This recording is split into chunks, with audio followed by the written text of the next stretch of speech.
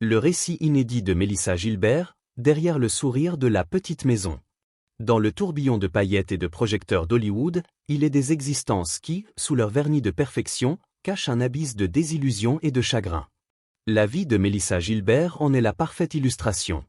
Une grande partie de ma vie a été une illusion, a-t-elle un jour confié, une déclaration qui résume avec une franchise déconcertante son parcours hors du commun, un chemin pavé de douleur, de trahison, finalement, de résilience.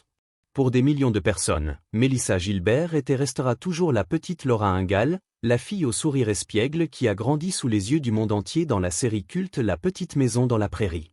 Ce rôle emblématique, décroché alors qu'elle n'avait que 9 ans, l'a propulsée sous les feux de la rampe, mais il a aussi tracé le chemin d'une vie où le succès public et la souffrance privée se sont entremêlés de manière inextricable. Pendant plus de 40 ans, elle a navigué dans l'industrie du divertissement, s'essayant à la réalisation et à la production, tout en luttant contre les démons de son passé. Elle a survécu à la perte, à l'amour brisé, aux trahisons et à la dépendance, pour finalement trouver une paix qu'elle ne pensait jamais connaître. Aujourd'hui, à l'âge de 60 ans, après avoir tourné le dos à Los Angeles pour s'installer dans une paisible cabane dans les montagnes Catskills, elle s'est livrée dans un moment de vérité sans précédent. Dans un entretien avec Entertainment Tonight, elle a déclaré « Ma vie est tellement plus douce. Je ne me souviens même plus de la pression, de la course ni de la compétition. » Cette confession a stupéfié le monde par sa brutalité et son honnêteté. Elle marque un nouveau chapitre audacieux dans une vie qui s'est réinventée loin des regards. Plongeons ensemble dans l'histoire de cette femme extraordinaire, un récit où le conte de fées de la télévision s'effrite pour révéler une vérité plus complexe et infiniment plus humaine. Une enfance bâtie sur le sable mouvant du mensonge. Les fondations de la vie de Mélissa Gilbert ont été posées sur un terrain glissant, un labyrinthe de secrets qui allait façonner son existence entière. Née le 8 mai 1964 à Los Angeles, elle a été adoptée le lendemain de sa naissance par un couple d'artistes bien établis, le comédien Paul Gilbert et l'actrice Barbara Cranes. Dès ses premiers jours, elle a été immergée dans le monde impitoyable d'Hollywood, un univers où l'apparence est une monnaie plus précieuse que la vérité et où les histoires personnelles sont souvent façonnées pour correspondre à un récit médiatique. Son enfance n'était pas la sienne. Ses parents adoptifs, soucieux de protéger leur image et la sienne, avaient tissé un récit familial qui occultait ses véritables origines. On lui racontait des histoires sur ses parents biologiques qui étaient aussi romantiques qu'inexactes, une manipulation précoce de son identité qui allait semer les graines d'une incertitude qui la hantrait pendant des décennies. Même son éducation religieuse fut marquée par les omissions. Bien qu'elle ait été élevée dans la foi juive de sa mère adoptive, Mélissa n'a jamais bénéficié d'une véritable cérémonie de conversion, ce qui laissait une faille dans son sentiment d'appartenance. Dans ses mémoires poignantes, préritales, elle a exprimé le poids de ses mensonges. Ma mère, que j'aime profondément, a continuellement révisé l'histoire de ma vie dans le contexte d'une histoire familiale compliquée qui comprend plus que la part habituelle de divorce, de beaux enfants, de dysfonctionnement et d'obscurcissement. Et j'ai passé la majeure partie de ma vie adulte à tenter de déconstruire cette histoire et à séparer le fait de la fiction, surtout en ce qui me concerne. Le foyer de la jeune Mélissa était loin d'être un havre de paix. Le mariage de ses parents, déjà fragilisé, s'est dissous alors qu'elle n'avait que 6 ans. Cette séparation n'a pas seulement brisé le foyer, elle a aussi préparé le terrain pour de profonds bouleversements émotionnels. Sa mère s'est remariée à plusieurs reprises, chaque nouvelle relation apportant son lot de complications et de nouveaux personnages à l'histoire déjà confuse de la famille. La relation de Mélissa avec sa mère est devenue tendue, non pas par manque d'amour, mais à cause de la réécriture constante de son passé, une manipulation qui l'empêchait de s'ancrer dans une identité stable. Le mystère de son adoption est devenu particulièrement pesant. On lui avait dit que ses parents adoptifs avaient des difficultés à concevoir, ce qui était la raison de son adoption. Mais au fil du temps, des indices contradictoires ont émergé. Son père, Paul Gilbert, avait une fille issue d'un mariage précédent. De plus, sa mère est tombée enceinte 2 fois après l'adoption de Mélissa, une fois avec un bébé qu'elle a perdu à 6 mois de grossesse, et une fois avec sa sœur, Sarah Gilbert. Ces révélations ont ébranlé la confiance de Mélissa, la confrontant à la dure réalité que son histoire familiale était un conte de fées soigneusement orchestré. Dans Préritale, elle déplore « Une grande partie de ma vie a été une illusion. Il y a la version de ma mère, celle de la presse, celle que j'ai vécue et celle que j'essaie encore de comprendre. » Cette quête de vérité était compliquée par la découverte que sa mère n'avait pas été entièrement transparente sur son héritage biologique. On lui avait fait croire que sa mère biologique était une ballerine de premier plan et son père un érudit respecté. La vérité, qu'elle a découverte bien plus tard, était que sa mère était une danseuse et son père un pilote de course automobile.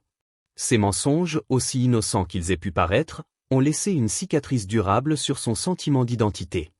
L'ombre de la perte et le poids du silence. Peut-être le coup le plus dévastateur pour la jeune Mélissa est survenu alors qu'elle n'avait que 11 ans. Le 13 février 1976, son père, Paul Gilbert, est décédé.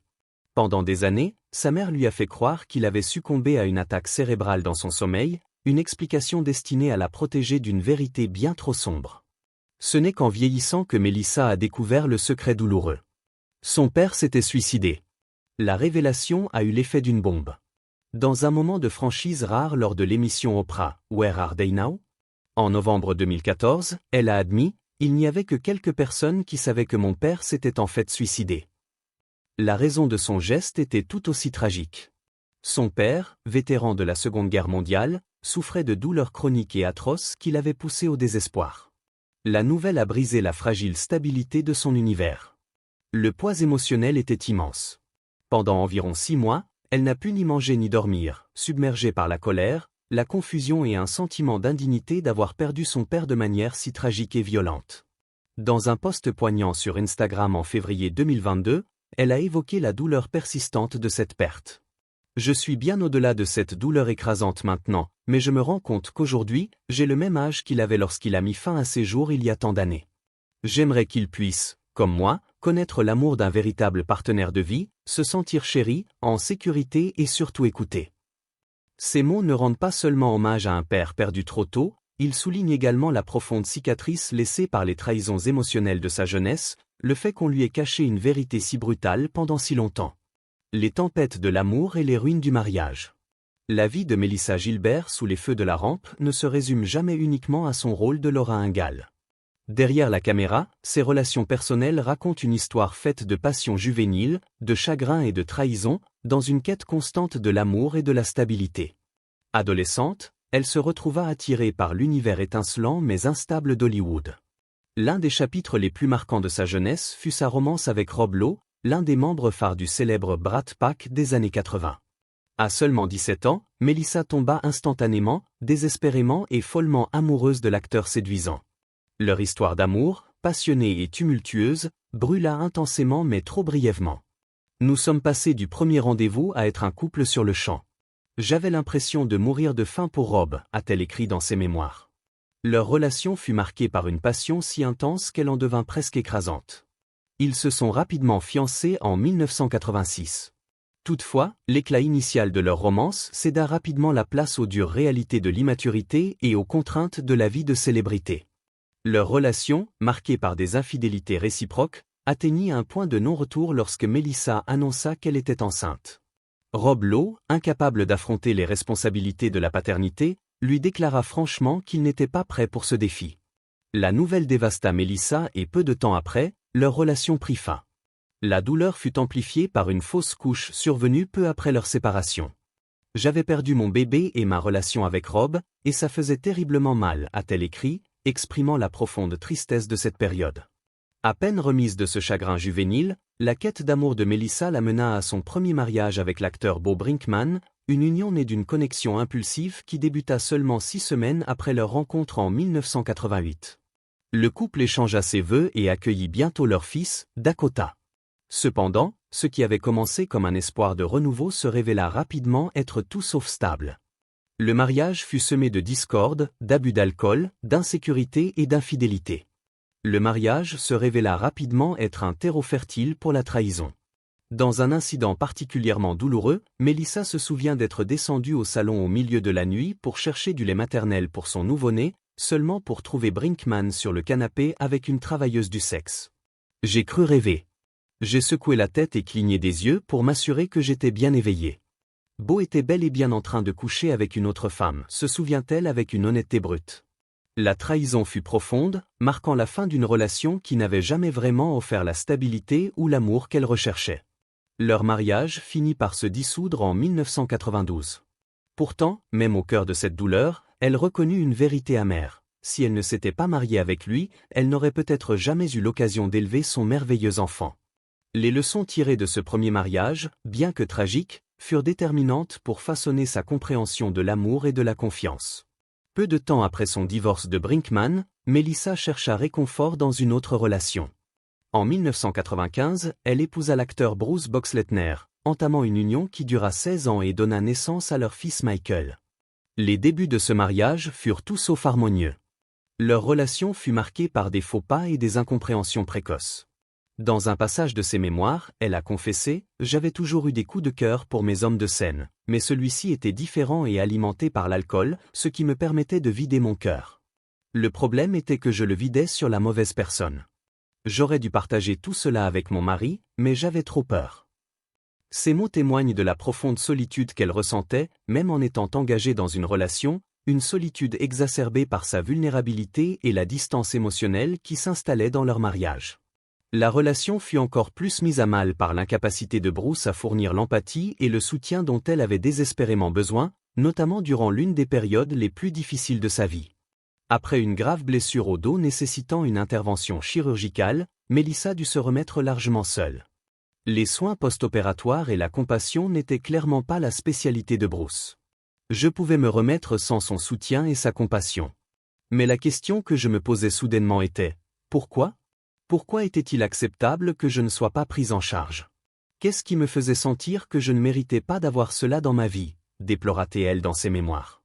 Le manque de soutien émotionnel durant une période aussi vulnérable s'avéra être un tournant, l'amenant à la douloureuse réalisation que peut-être Bruce n'était pas le partenaire dont elle avait besoin. Au final, l'accumulation de ces épreuves mena à leur divorce en 2011.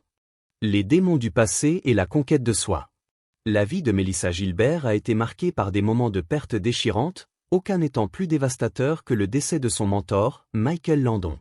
Pour Melissa, Landon était bien plus qu'un simple covedette dans la petite maison dans la prairie. Il était une figure paternelle qui avait contribué à forger ses années formatrices. À une époque où son propre père était décédé, la présence et les conseils de Landon comblaient un vide dans sa vie. Mais leur relation était complexe. Dans ses mémoires, Melissa a avoué « J'ai réalisé que son influence sur moi allait bien au-delà du plateau. Quand j'étais enfant, je ne savais pas qu'il buvait de la vodka dans sa tasse de café. Mais je suis sûr qu'il est en partie responsable du fait que, jeune adulte, je choisissais presque toujours des hommes qui sentaient l'alcool. » Cette perte soudaine et tragique, emportée par un cancer du pancréas en juillet 1991, a envoyé des ondes de choc dans son âme, la plongeant dans une profonde dépression qui a bouleversé le cours de sa vie personnelle et professionnelle. Le chagrin fut immense. J'étais dévasté. On aurait dit que tout le monde dans le monde voulait une citation. Pourtant, j'étais incapable de communiquer, a-t-elle confié. Cette douleur écrasante a transformé son quotidien en un flou de désespoir. Je restais au lit, les rideaux tirés. Chaque fois que je me levais et que j'essayais de bouger, j'avais l'impression de traverser de la boue. Je déambulais et bêtifiais en pyjama pendant des jours. Au cœur de sa dépression, le tumulte intérieur de Melissa a trouvé un exutoire dangereux dans l'alcool. Le poids écrasant des pertes, conjugué aux exigences implacables de la célébrité, l'a poussée à chercher du réconfort dans des substances promettant d'engourdir sa douleur. Dans la fin de sa trentaine, une série de pertes personnelles, notamment le décès de son grand-père, a déclenché une spirale descendante. J'ai commencé à avoir du mal à m'endormir, a-t-elle expliqué. Cette insomnie l'a conduite à consommer jusqu'à 2 bouteilles de vin par jour. La lutte de Melissa contre l'alcool n'était pas seulement une bataille contre la dépression, mais aussi une confrontation avec l'héritage de son passé. Les échos de la présence de Landon semblaient se manifester dans chaque aspect de sa vie. Le tournant survint lors d'un incident particulièrement humiliant. Alors qu'elle animait un dîner, Melissa s'évanouit et se réveilla dans le lit de son chien. La prise de conscience brutale que son comportement devenait incontrôlable l'obligea à affronter la réalité de sa dépendance. C'est son fils qui lui a supplié de chercher de l'aide, une supplique qui a résonné comme le réveil tant attendu. Je suis immédiatement allé rejoindre un programme en 12 étapes. J'ai en fait intégré les alcooliques anonymes, se souvient-elle, soulignant l'importance des groupes de soutien dans son parcours vers la guérison. Après les tempêtes de ses relations passées, Melissa a finalement trouvé la paix dans un amour qui lui apporterait stabilité et affection sincère. En 2012, alors qu'elle attendait des amis dans un bar, elle attira l'attention de l'acteur et réalisateur Timothy Busfield. Une connexion immédiate s'installa, et le 24 avril 2013, elle l'épousa, entamant ainsi un nouveau chapitre de sa vie. Contrairement aux unions tumultueuses de son passé, sa relation avec Busfield s'est épanouie en un partenariat défini par le respect mutuel et des valeurs partagées. Ensemble, ils ont construit une vie qui les a menés loin de l'effervescence de Los Angeles. En 2018, ils ont acheté un cottage dans les montagnes Catskills dans l'État de New York, une retraite qu'ils ont rénovée pour en faire leur demeure définitive. Aujourd'hui, à 60 ans, Melissa Gilbert a brisé le silence et dévoile une vie marquée par le chagrin, les pertes et des luttes menées dans l'ombre. Son parcours, allant du surpassement du deuil d'une figure paternelle à l'affrontement de ses propres démons, nous oblige à confronter les dures réalités de la vie sous les projecteurs. Il est difficile de ne pas se demander combien d'étoiles encore se battent dans l'obscurité, cachées aux yeux du public. Que pensez-vous des épreuves que ces icônes tant aimées endurent derrière des portes closes? Partagez vos réflexions dans les commentaires ci-dessous et lançons une conversation sur la résilience nécessaire pour briller dans un monde rempli de douleurs invisibles.